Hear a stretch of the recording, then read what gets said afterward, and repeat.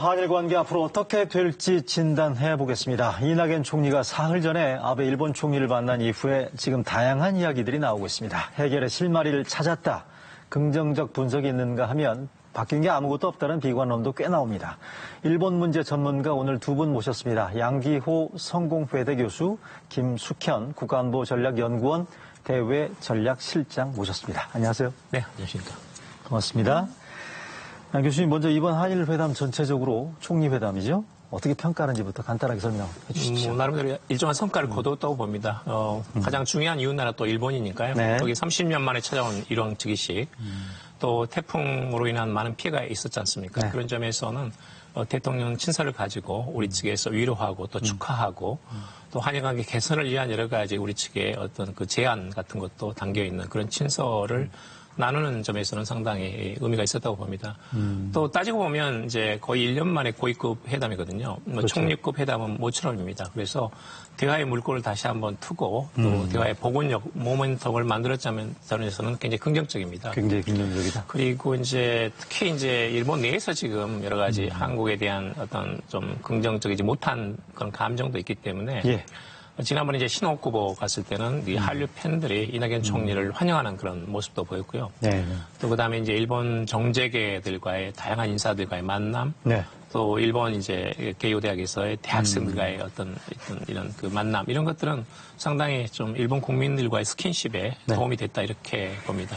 김 박사님, 네. 아베 총리 입에서 한일 관계를 더 이상 방치할 수 없다라는 얘기 나온 거는 평가할 부분들이 분명히 있는 거죠. 그렇죠. 지금까지는 어떻게 보면 굉장히 일방적으로 이렇게 좀 반응이 없는 그런 약간 무시하는 그런 전략으로 나갔다고 한다면요. 일본에서. 그렇죠. 지금은 이제 그 총리가 이번에 그 이낙연 총리하고 회담을 할 때 두 가지를 이야기를 했습니다. 하나는 양국 관계를 더 이상 방치할 수 없다.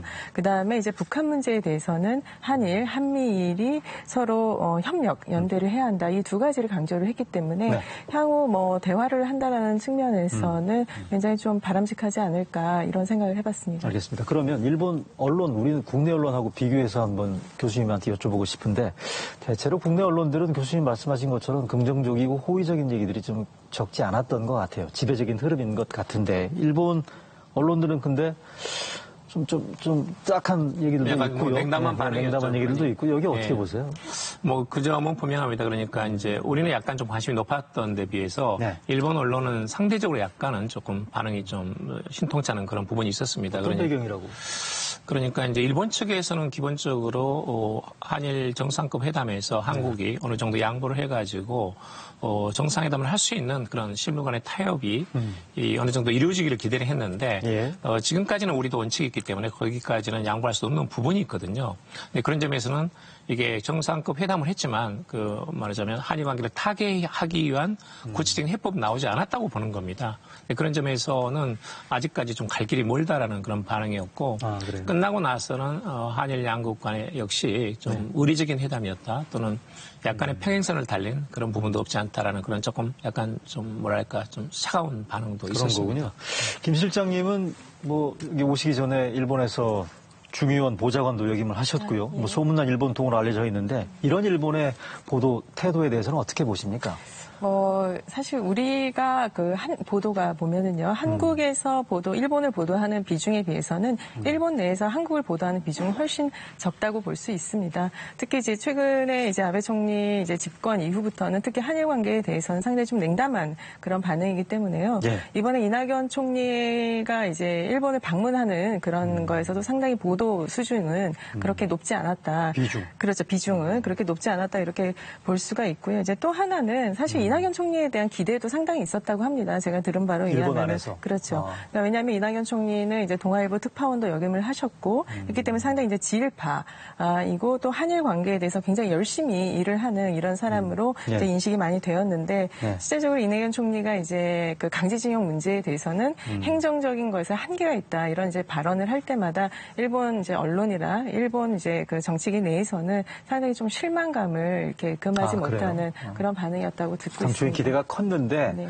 이낙연 총리의 원론적인 답변 부분들에 대한 일종의 실망감? 이렇게 해석할 수 있겠다. 자, 이낙연 총리 얘기 나왔으니까 총리 역할에 대해서도 다시 한번 짚어볼 필요가 있겠다 싶습니다. 먼저 이낙연 총리가 한일 총리 회담 마치고 귀국길에 했었던 발언 잠깐 먼저 보시겠습니다. 간헐적으로 이어져 왔던 장부 간 대화가 이제 공식화됐다. 아베 총리님의 발언 속에서 정식으로 인정받았고 지속돼야 한다고 말씀하셨으니까 공식화됐다는 것이고요. 공식화됐다라는 부분들이 점점 눈에 띄네요. 어쨌든 지일파, 일본을 아는 몇 안 되는 한국 정치인, 대통령 바로 총리의 어쨌든 방일에 대해서 일본도 그렇습니다. 우리로서는 내놓을 수 있는 최적의 카드 아니었나 싶어요. 어떻게 보십니까? 맞습니다. 이제 아까 김숙현 박사님도 말씀하셨지만 주일 특파원 또 한일 의원연맹 간사장 하면서 아마 한국 내 정치인 치고는 가장 일본 정책에 많은 네트워크를 가지고 있는 분이 아닌가 하는 그런 생각이 듭니다. 그런 점에서는 지금 사실은 시간이 그렇게 많이 남아있지 않습니다. 연말로 예정된 일본 전범 기업들의 자산 처분도 있고 해서 한일 양국이 조속한 시일 내에 이 문제를 타결을 해야 되거든요. 그렇죠.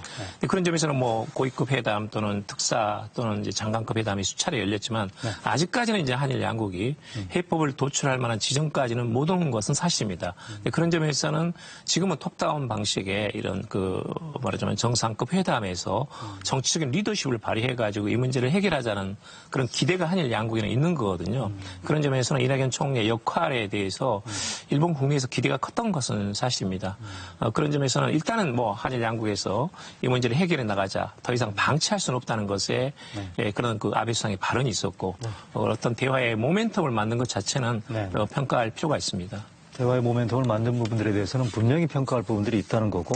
자, 그럼 시청자들이 제일 궁금해하는 부분들 본론으로 들어가 보겠습니다. 그렇다면 지금 현재 가시적인 합의나 무슨 어떤 결론이 난 부분들은 아니긴 합니다만 제일 궁금해하는 게 역시 한일 정상회담 성사 가능성이란 말이죠. 김 박사님 어떻게 보십니까? 가능성이 있는지, 한다면 언제 하는지. 한일 정상회담 굉장히 많이 언제 열리는가 많이 주목들을 하는데요. 사실 정상회담이 열리려면은 그 안에 적어도 강제징용 이제 대법원 판결에 대해서 한일 양국이 합의점을 도출을 해야 한다고 생각을 합니다. 그런데 지금 사실상 협상이 굉장히 활발하게 이루어진 거는 아주 최근의 일이고요. 그렇기 때문에 굉장히 어려운 문제입니다. 일단은 한국에서는 사법부의 판단도 당연히 존중을 해야 되고요. 그다음에 피해자 중심에서 또 봐야 되고 그다음에 한일 미래지향적인 관계까지 다 염두에 두는 그런 협상안을 도출해내기 위해서는 저는 상당한 시일이 필요하다고 보고요.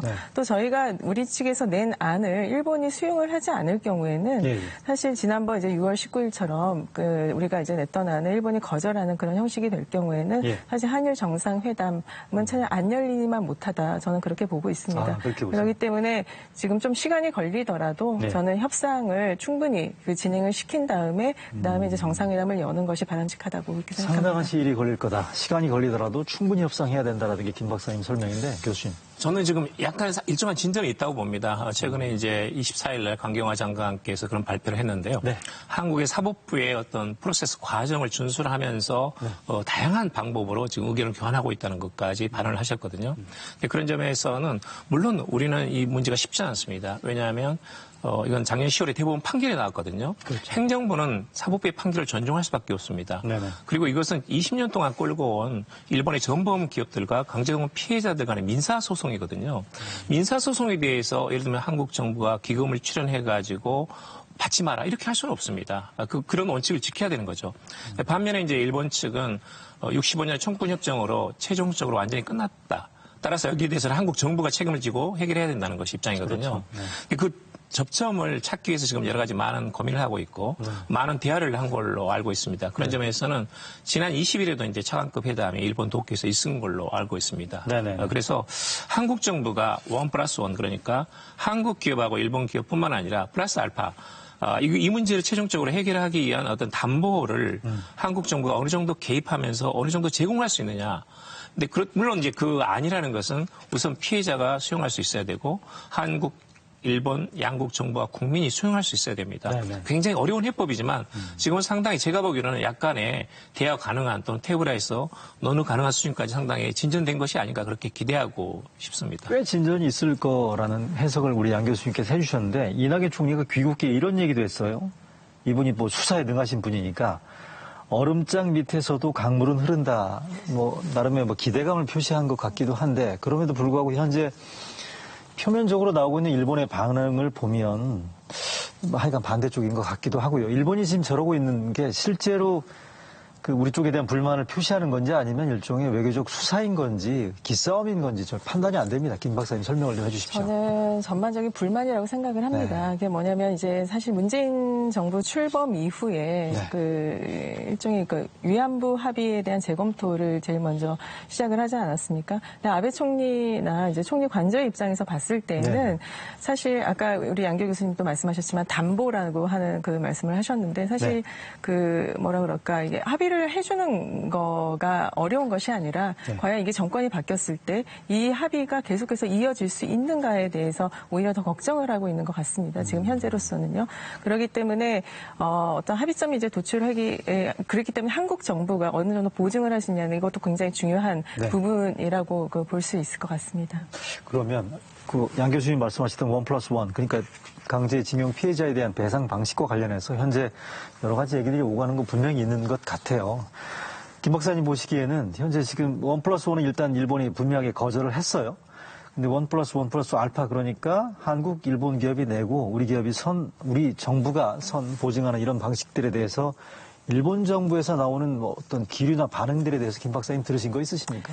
글쎄요, 제가 알기로는, 그러니까 그러니까 물론 이건 민사소송이기 때문에 기업들이 해야 된다라고 우리는 이제 주장을 하지만 일본 정부에서는 아까 말씀드린 대로 담보가 필요하기 때문에 한국 정부가 전면에 나서서 이것을 해결해야 한다라는 부분이 그 전제가 되지 않으면은 사실상 합의 도출은 약간은 어렵지 않을까 이런 생각을 합니다.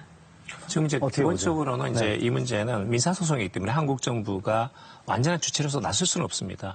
그렇지만 한일 간에 어떤 이런 그 청구권 협정이 있고 예. 거기에는 우리 정부도 일종의 당사자이거든요. 예, 예. 근데 그런 점에서는 책임이 완전히 없다고는 할 수 없습니다. 네네네. 그래서 이것을 우리 정부가 제안한 1+1 한국 기업 이건 이제 그 포스코 등 야. 청구권 자금으로 수혜를 받아 성장한 16개 우리 기업입니다. 예. 그리고 이제 일본 측의 이 전범 기업들 이미 보상 판결이 난 부분이 있지 않습니까? 그렇죠. 일본제철 후지코시라든지 이 부분에 대해서 모금을 하고 그것을 완전하게 종료될 수 있도록 한국 정부가 말하자면 그런 환경을 조성하거나 아니면 어느 정도의 보장이 가능하도록 어느 선까지 기여를 하는 것. 근데 그것까지는 저는 한국 정부는 충분히 검토할 수 있다고 이렇게 봅니다. 그렇지만 한국 정부가 직접 개입해가지고 자금을 내는 것은 그건 일본에서 어떤 보도에서 나오고 있습니다만은 그것은 저는 지금 현재 상태로는 어렵다. 한국 정부가 환경 조성은 가능하지만 직접 개입은 쉽지 않다. 그것이 지금 문제점이다 봅니다. 한국 정부의 환경 조성은 가능하지만 직접 개입, 그러니까 직접 돈을 내는 부분들은 그것까지 포함해서입니다. 쉽지 않다는 말씀이시죠? 맞습니다. 그렇죠. 자, 그런데 강경화 외교장관이 최근에 국회에서 이런 얘기를 했습니다. 구체적으로 어떤 수정안이 지금 오갔는지는 얘기할 수 없고 현재 설익은 상황이다라고 얘기를 했는데 어쨌든 지금 기존에 나와 있던 안보다는 나름의 수정안이 아마 지금 오가는 것 같아요. 김 박사님 보시기에는 일본 쪽에서 받을 수 있는 안이라면 조금 더 부연 설명한다면. 글쎄요, 이게 어려운 부분인 것 같습니다. 근데 제가 보기에는 이게 안이라고 하기보다도 네. 제가 보기에는 일단은 그 한일 간에 있어서 소위 말하는 그 합의를 도출을 했을 때 더 이상 이것이 최종적이고 더 이상 불변한 그런 합의를 도출해낸다라고 하는 것이 일단 제일 중요할 것 같고요. 네, 네. 그렇기 때문에 사실 한국 정부가 앞에 나서기를 우리가 이제 얘기를 한다고 하는 것은 결국 일본 정부를 끌어들이기 위한 거라고 일본은 생각을 많이 하고 있습니다. 네, 네. 그렇기 때문에 이런 거를 조금 서로 이제 상호 조절을 해야 하는 그런 네. 필요가 있지 않을까. 저는 좀 덧붙이자면 네. 지금 이제 문제는 일본 기업이 이 보상에 참여하느냐가 제일 중요한 관건이거든요. 근데 우리 측은 일본은 이제 안 된다는 거 아니에요, 지금? 안 된다는 겁니다. 일본 측은 이제 1965년에 다 끝났기 때문에 일본 정부나 기업은 들어올 수 없다라는 것이고 우리 측은 반드시 대법원 판결이 이행돼야 되기 때문에 일본 기업이 반드시 들어와야 되거든요. 어떤 식으로든 들어와야 됩니다. 이게 제일 중요한 과제거든요. 예, 예. 그런데 이제 일본 측은 일본 기업이 실질적인 피해를 입지 않는 한은 예, 예. 일본의 타협은 가능하다는 그런 입장도 있는 걸로 알고 있습니다. 그런 점에서는 도의적인 차원에서 일본 기업이 보상금의 기금 안에 들어오는 것은 그 자체가 완전히 충돌하는 건 아니거든요. 그렇군요. 근데 그런 어떤 좀 지혜를 짜는 방법이 좀 새롭고 좀 창조적인 제3의 방식을 적극적으로 한일 양국이 좀 활용을 해야 된다고 봅니다. 그런데 지금 임박한 고비들이 한 두어 개가 남아있는데 그 중에 하나가 22일 뒷소미의 한일 군사정보 보호협정 종료 시한이란 말이죠. 이대로 넘길 수는 없는 거 아닌가요? 네, 저희 정부는 거의 종료하려고 하는 그런 종료를 기정사실화 하고 있는 것 같고요. 네. 그다음에 약간 좀 온도차가 있는 것 같습니다. 이거야말로. 그러니까 일본에서는 그 강제징용에 대한 문제로 사실 쥐소미아까지 왔다고 생각을 하고 있는데 반면 한국 정부 같은 경우에는 사실 수출 규제, 무역 보복에 대한 대응 카드로 쥐소미아라고 생각을 하고 있기 때문에 네. 이 부분에 대해서는 좀 조율이 어느 정도 필요하지 않을까 이렇게 생각을 가능하다고 합니다. 보세요? 그건 이낙연 총리께서 이제 정경 분리를 이번에 가서 이제 언급을 하셨는데요. 네. 사실 일본 측에 지금 이게 논리가 맞지 않습니다. 그러니까 지소미아는 군사정보 보호협정인데 이것은 계속 재연장하자고 그러고 또는 한국에 대해서 수출 규제를 한 이유는 뭐냐면 안보상의 이유를 신뢰할 수 없기 때문에 했다는 거거든요. 자칫 충돌하는 겁니다. 이게 논리성이 발견되지 않는 거거든요. 그런 점에서는 일본 측에 저는 문제가 있다고 보고 김 박사님 말씀대로 사실은 이제 한일 간의 강제징용 해법을 전체적으로 해결을 한다면 해법을 도출할 수 있다면 나머지 지소미아라든지 수출 규제는 사실은 풀릴 수 있는 가능성이 있습니다. 부수적인 문제로 볼 수 있다는 말씀이시네요. 맞습니다. 그러면 그런데 이제 문제는 뭐냐면 네. 시기적으로 본다면 11월 22일 지소미아가 완전히 종료되는 시점이 먼저 오거든요. 그렇죠. 그 이후에 강제징용에 대한 이런 그 전범 기업에 대한 자산 처분에 그렇죠. 인가가 나올 가능성이 있습니다. 근데 그래서 얘기 나오는 게 11월 초에 지금 아세안 플러스 3 정상회의가 있고요. 중순에 에이펙 정상회의 있지 않습니까? 그때 한일 정상 간에 뭔가 그 가시적인 아니면 물밑, 그 전에 물밑 접촉이 있어야 되는 거 아닌가 얘기가 있어요. 그게 아마 얘기가 나오는 게 아마 지소미아 때문에 그러는 것 같은데. 맞습니다. 맞죠? 네, 아까 우리 양교 교수님 잘 말씀을 해주셨지만 일본에서는 사실 그 지소미아 종료를 하는 거에 대해서 미국이 굉장히 반발을 하고 있지 않습니까? 네네. 반대를 하고 있기 때문에 네네. 일본에서는 아무런 조치를 취하지 않은 상태에서 계속해서 반대를 한다라고 방위성 장관 계속 얘기를 하고 있습니다. 이런 것은 결국은 한국에게 어느 정도 책임을 전가시키겠다. 지소미아를 종료를 한 다음에는 역시 우리는 종료하고 싶었지 않았지만 네. 한국 정부가 이걸 일방적으로 추진을 했다라고 이렇게 얘기를 하고 해왔죠, 또. 해왔기 때문에 아마 이것은 이제 지소미아 문제는 결국은 한국의 문제다라고 이런 쪽으로 몰고 갈 것 같습니다. 전체적으로 본다면 이제 신뢰 회복의 문제이기 때문에 네. 가능하면 11월 22일 지소미아가 종료되기 이전에 한일 간의 해법을 찾고 그 이전에 이제 지소 원상 복귀시키고 일본도 마찬가지로 수출 규제 와이트 국가를 다시 철회하면서 한일 양국 관계가 정상화되는 그런 것이 가장 중요합니다. 그것은 이제 앞으로 남아있는 두 번의 이런 정상회담의 기회를 좀 활용하고 한일 양국이 양보하면서 좀 지혜를 짜는 것이 가장 좋습니다. 그래요? 김 박사님, 그러면 지금 이거 어떻습니까? 지금 남아있는 또 중대 고비 가운데 하나가 국내 일본 기업의 자산 처분 아니겠습니까? 일본은 대단히 예민하게 받아들이고 있다는 거 아니겠어요? 이거 어떻게 해야 되는 거죠? 그래서 지금 여러 가지 안들이 이제 나오고 있는데 이 현금화하는 것을 일단 좀 동결을 시켜야 되는 것이 아니냐라고 하는 이제 국회에서의 그 김부겸 의원의 그런 발언도 있었고요. 네. 최근에는 이게 뭐 지금 아주 최근에 이제 나오는 그 얘기긴 합니다만 이제 구상권 이런 얘기도 이제 나오고 있고요. 여러 가지 안들에 대해서 사실 검토를 하고 있는데 역시 일본에서 가장 이제 예민하게 반응을 할 거고 그다음에 또 다시 경제 보복을 할 수 있는 가능성이 있는 현금화 조치는 어떻게든지 좀 잘 그 전에 막거나 좀 해법을 찾을 필요가 있을 거라고 봅니다. 양 교수님 어떻게 보세요? 저는 이제 한일 양국 기업이 먼저 모금을 하고 네. 그 기금을 만드는 것까지는 정부가 적극적으로 지원을 해야 된다고 봅니다. 그리고 나서 기금을 만든 후에 일단 이제 대부분 판결이 난 부분이 32명, 56억 원 정도가 있거든요. 이 부분에 대해서 먼저 보상을 하는 겁니다. 예. 피해자를 구제하고 나서 기금으로. 그리고 나서 여기에 대해서 일본이 나중에 구상권을 행사하는 또는 이제 만약에 일본 기업이 들어온다면 구상권을 행사할 필요가 없습니다. 그게 사실은 가장 좋은 바람직한 해법이라고 봅니다. 기금으로 지불한다면 강제 집행이 필요 없는 거 아니에요? 그렇죠. 그렇죠. 지금 상황은 그런 상황이죠. 그럼 충분히 해법이 될 수도 있겠다는 생각이 또 드네요. 맞습니다. 근데 사실은 이제 지금은 일본 정부 책임이 커지고 있습니다. 왜냐하면 일본 기업은 전혀 기금에 참여할 수 없다라는 100% 그런 입장은 아니거든요.